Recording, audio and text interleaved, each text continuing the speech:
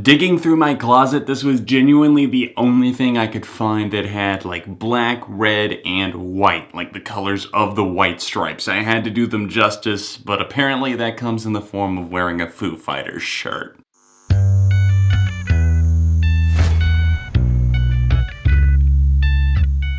What's up everyone, John from ARTV. It is time for another top 10 countdown, one that I've been delaying for quite a while, but one that I wanted to make sure that I fine-tuned and got right. This band broke up a while ago, but I'm still very sad about that. 2011 was the year of the split, and it's been 10 years now since their final album, Icky, Thump, came out in 2007. I was a huge fan of the White Stripes growing up. In fact, so much so that at one point, whenever I was like 14 or 15, we were living in this rental house, and I painted one of my bathrooms after them. It was like red and black, and unfortunately, I don't have a picture to show because I didn't have a cell phone or a digital camera or anything like that, but still, it was my way of paying tribute to somebody that really shaped me. At the time of getting into music around age 13, the White Stripes were more of that garagey influence, the blues and the folk, and the acoustic tendencies that were a little bit more sporadic, and I idolized Jack White, even Meg White as well. As a duo, accomplishing as much sound as they did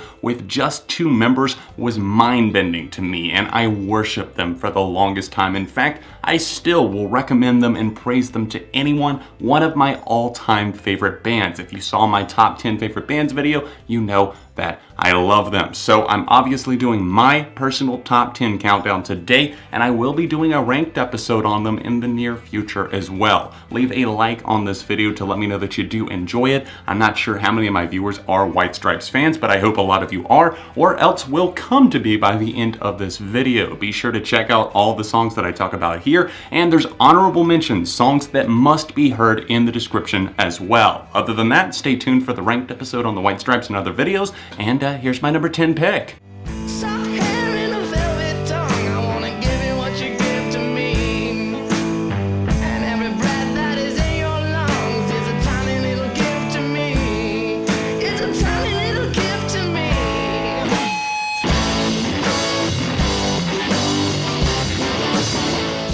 This was an early favorite for me. I got into the White Stripes in 2005, shortly after Get Behind Me, Satan came out. Their track Blue Orchid was the first song that I ever discovered, and that's actually surprisingly not on this list today, but it is on the honorable mentions. This was one of the tracks that got me into some of their older works. It was different because I worked my way backwards. I slowly heard more and more of their material after loving Get Behind Me, Satan. I loved Elephant, and White Blood Cells was an album that was a bit of a harder sell for me just because its pacing was often a bit slower, and there were a lot of shorter tracks on that and some of their earlier albums as well, but this one perfectly makes the balance between like that restraint and fury that the White Stripes and especially Jack White are so known for. The chemistry and that bond between Jack and Meg is felt here, and I love how even the title of the track just screams fall, dead leaves and the dirty ground, and even the atmosphere of the track says just that to me as I listen to it. It's one of those that I could easily throw in a fall playlist,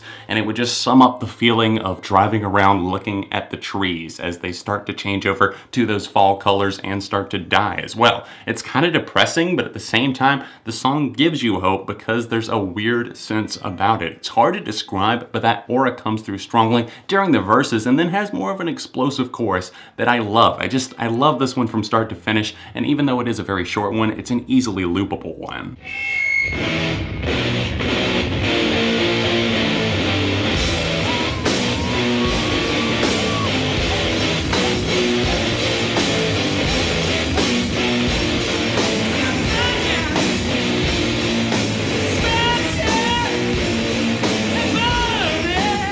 From their debut 1999 self-titled record, we have the track Cannon. This is one that definitely explodes like a cannonball with a very simplistic riff. And I saw someone in the YouTube comments of this audio uploaded to YouTube saying that Jack White understands the difference between simplicity and just garbage, something that you would throw away. And a lot of people maybe do throw away ideas like this because they're like, wow, that's just a simple little riff. You could stutter this over and over again, but where is that really going to go? Jack White, the genius that he is, in my opinion, probably the greatest guitarist of the 2000s, comes through and says, you know what, let's make a song based on that little riff. And it comes through with chaos, and he actually uses the form of canon and several different meanings and ways. And the lyrical content with the White Stripes, it can always be something that kind of divides fans, and it's kind of divisive in a way because you don't always know what it's saying, what it means, or what to expect. And I do like that. It throws you for a loop, and on canon here, it's not so much about the lyrical content and the White Stripes music in general. For me at least, I could say that it's about the movement and the feeling within, and this riff just slams. It can start off quiet and then it grows to this monumental feel. Can't you hear me? Can't you feel me calling your name, girl? In the morning, while I'm standing in the back rain, girl. I initially had this one much higher, but after listening through all of the White Stripes albums, live stuff, and that sort of thing in preparation for this and my ranked episode, I ended up placing it a bit lower just because some of the others grew on me so much and reminded me of why I loved them. But obviously Red Rain is still making my list at number 8. This tune is one that I've fallen in love with multiple times, originally back in 2005, and then again I think I reconnected with it around maybe like 2011, and then I specifically remember in 2015 finding it whenever I reviewed their album Get Behind Me Satan for the second time. In that video I detailed my love for Red Rain. I love everything from that opening chime. You can just hear the bells and you can quietly, faintly hear Jack White's voice. Can't you hear me calling your name, girl? And then it just comes through with, like I said on the last track, a slamming riff, and then those drums and the way that he howls, and the red and the rain, and it's repeated, and it's just kind of an intense breakdown, and it's all very simple, but with the White Stripes, the simplicity is what does it justice. It's what makes them them. You can tell what they're doing with just a few musicians behind their kit or behind their mic, their guitar, whatever it is that they're doing, they are making it work. And Red Rain stands tall as, again, an atmospheric tune in a way that builds slowly but comes through with an intense breakdown. Everybody in the place to just get out. We'll get clean together, and I bought me a soapbox so I can shout.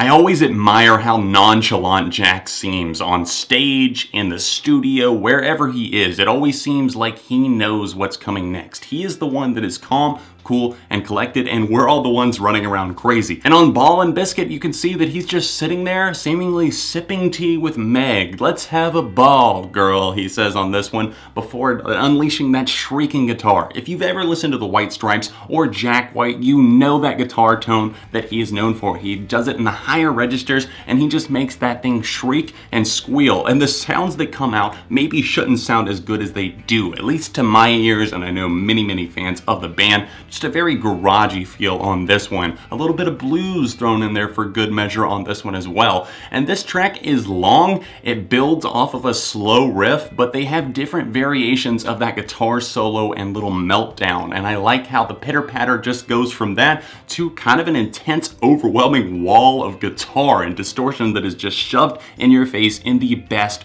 way possible. The lyrics, the vocals, almost the sarcastic tone that the song takes, it's all perfection. I could stay a while, but sooner or later I'll break your smile. And I can tell a joke, but one of these days I'm bound to choke. And we could share a kiss, but I feel like I can't go through with this. And I bet we could build a home, but I know the right thing for me to do. Hey.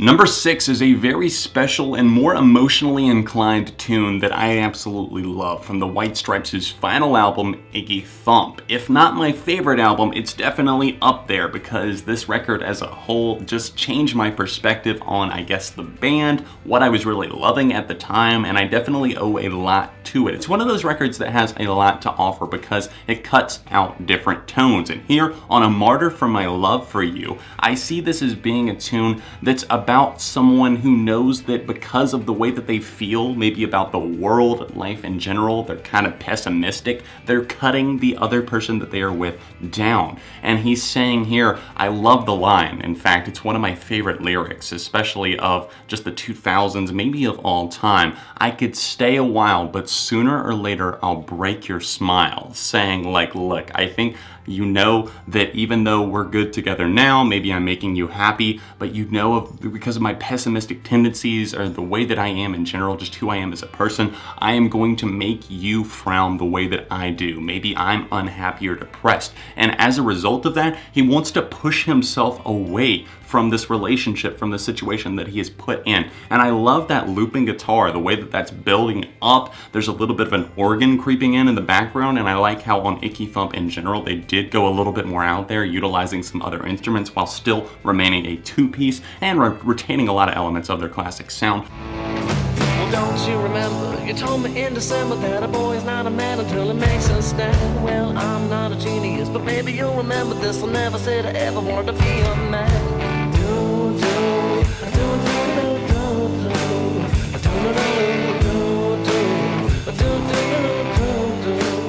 Everything about this song just makes me smile. It has the cheeriest tone to it, and I think that that's something that's important to note because it differentiates itself from other White Stripes songs. Even though not all the lyrics are super uplifting or anything like that, I like how Jack White comes across on this one. He's just kind of ambling along, gently, smoothly, gliding over this track, super glossy, and I think that his vocals, even though at times silly, the way that he rhymes remember this with genius, well, I am not a genius, but maybe you'll remember this. I think it's just kind of adorable in a way. I don't know why. It's kind of cheeky, but it's very, very fun. And then the way that he sings, like, I get nervous when she comes around, it just draws you in. It's like an irresistible tune from the White Stripes. It's super fun. Like, I don't know if it's like an organ, I believe, again, in the background. And it just builds and builds and loops you into its world. You can't resist. Do not fight it. Go check this one out, especially if you haven't heard it in a long time. You will love it.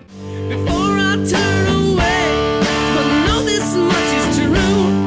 No matter what I do, offending every way. I don't know what to say.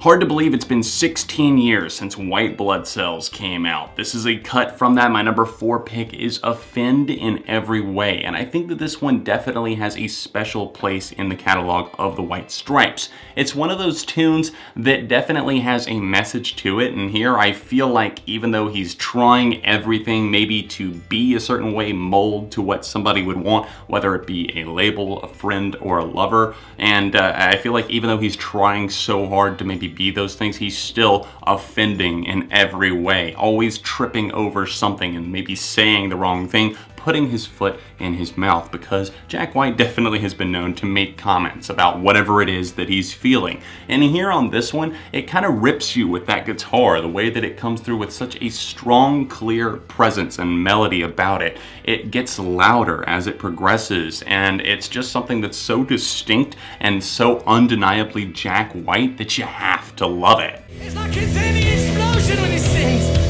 Every chance to set himself on fire. He just says I'm doing a set.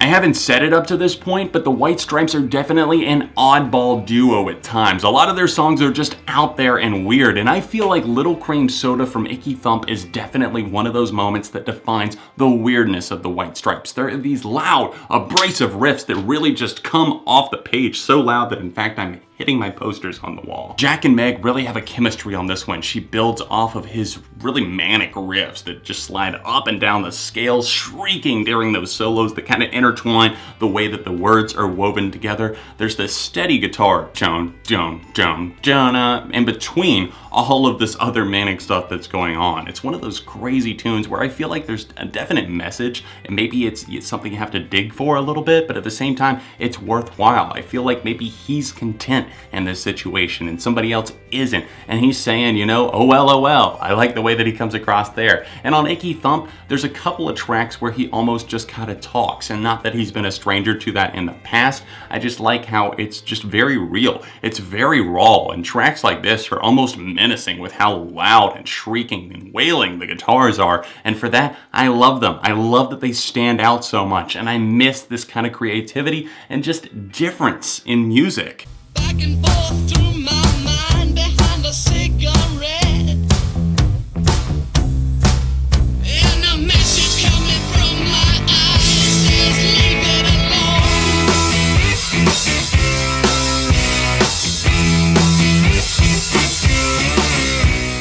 Come on, it's not a top 10 White Stripes songs without Seven Nation Army. This song is a modern classic. It is undeniable. I really never met anyone that doesn't like this song, at least a little bit. You know that guitar riff as soon as it starts. Boom, boom, boom, boom. I remember singing this to myself like whenever I was just a teenager, like in the shower. I would sing all of the lyrics. In fact, that was one of the first songs that I ever Googled the lyrics to, because I wanted to make sure that I got the part right about from the Queen of England to the Hounds of Hell. I always thought it was saying House of Hell. The duo nailed the overall tone of the song perfectly. It's an execution on all levels, from those higher notes in the vocal department to those guitars and the drumming that you will just never forget. These notes never leave your head. If you've heard the song once, you are hooked for life. And I hope to God, if you've only heard this song from like a video game soundtrack or something like this, please